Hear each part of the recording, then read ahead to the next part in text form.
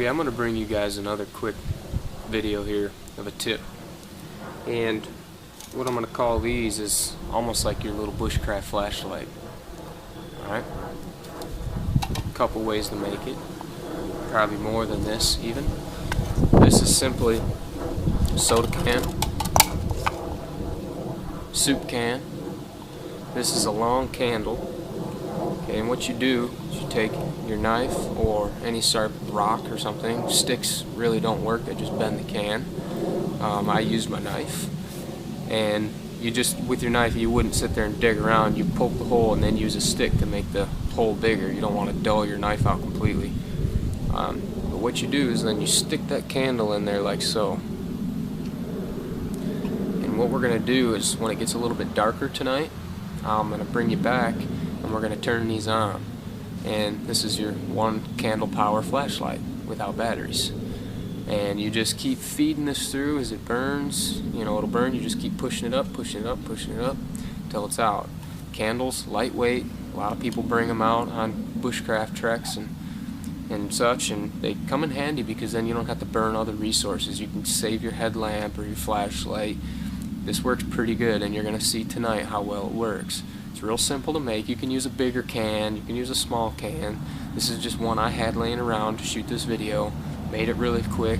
Thought it was a good tip to share. I like them because you can set them around. Like if you're just out camping, I camp a lot. I like to just go out there and study and work and do, and I like to have light. And I'm going to show you another good thing. This one here, you don't have a long handled candle and you just got these little things. You can use a soda can and just set it in there and have light around your camp. Set it on a little stump or a rock, whatever. Line your camp with it so you know, like say you were going to go off on a little hike at night, go frog gigging or something. You wanted to make sure your camp stays well lit. You know this is safe. It's going to keep the candle out of the wind. It's going to stay lit, and you're going to have light to come find your camp.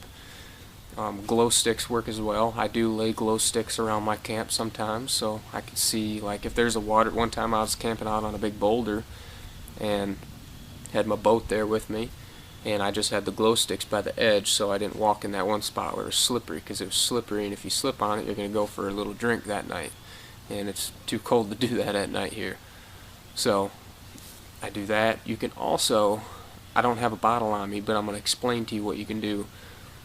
You can stick the bottom of a bottle, a glass bottle, in the fire. Stick it in cold water and it'll break the bottle off right where you heated it up. My buddy Jeremy, that you saw in our camp cookout video, made a good tip. You can also wrap yarn around, you know, soak it in some oil or something, and wrap that yarn right around that bottle and light it. And it'll heat that spot up right there. Stick it in cold water and it'll make almost a perfect break right there for you. And what you do is then you flip it upside down, stick it in the ground, put one of these candles, one of these, or the long one as well, but this will work good, because then what you do is you put that in there and it'll just kind of glow. It'll create a little glow lantern for you. And same thing, it'll give you a little bit of light around the camp so you see what you're doing, you don't hurt yourself. You know, step on something you shouldn't. Sometimes there's poison ivy in your camp. You can light up them areas, and it'll help you find your camp if you go off on a little walk. So I wanted to show you this little trick. Tonight we're going to take this and we're going to light it up, and I'm going to show you how bright they are and how well they work. You can easily set this thing somewhere and read a book. Okay, it gives off enough light to do that. So stay tuned, and tonight we're going to go check this out. Okay, I came in a really dark room here in my house, and right in front of you, you can't see it now, but I put a little sheet that has different elevations of different points you can hike to, and we're going to light our little one candle power lantern here and see how much light it gives us in this room. Okay, this is what it looks like when you light it. Alright, that's pretty bright. Okay, so we came up here, and as you can see, got different elevations here, different places you can hike. You can read it just fine. Gives you plenty of light to just read a book. Even helps you with filming. If you were to video something and you didn't want to use a flashlight, you wanted to save your batteries, it works just fine. Now if you didn't have a candle, you could obviously use a show you what it looks like here, how much light it gives. Okay, see how it focuses that light, and that'll give you wind protection. But like I was saying, if you didn't have candles, you could use animal fat, any type of oil, soak cattails or plant fibers in that, or make a candle out of beeswax. There's multiple different things you can use. There's ways to remake this in nature in long-term situations, but really it's just a convenience type thing. Okay, works pretty good like this, I would have to say. And I'll show you the other one here in a second. Now you see how I have this nice handle I can just hold on.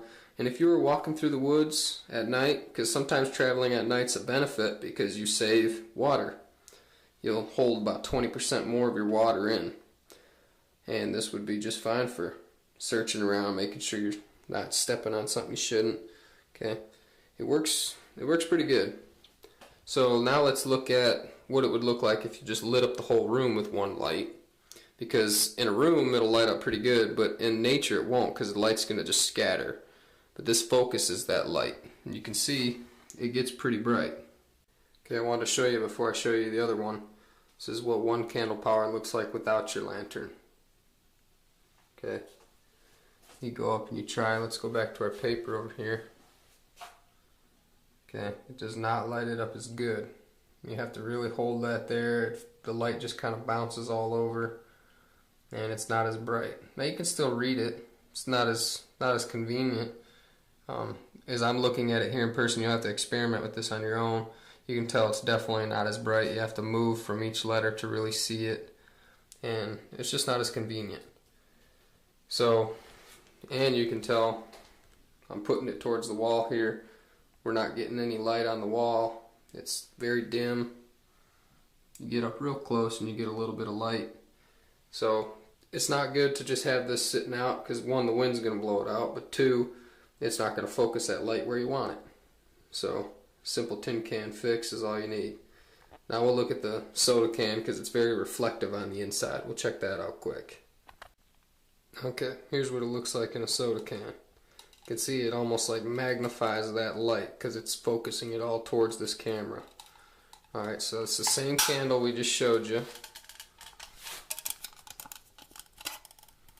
Okay, now look at how much brighter that wall is, because it's focusing all the light right there that it offers. Come back over here. Look at how much brighter that is now. See, now I can read the whole thing with ease. So it's definitely something convenient. So if you had a candle you just had it set in there, like this one is just sitting in there, this would work good for just sitting around camp, focusing the light on certain areas you want it focused on your hammock if you were tying stuff at night. Works quite well for stuff like that. So I hope you enjoyed this. Go ahead and make yourself some. They're real simple to make, and hopefully it'll help you out on some campouts. Make it a little more enjoyable.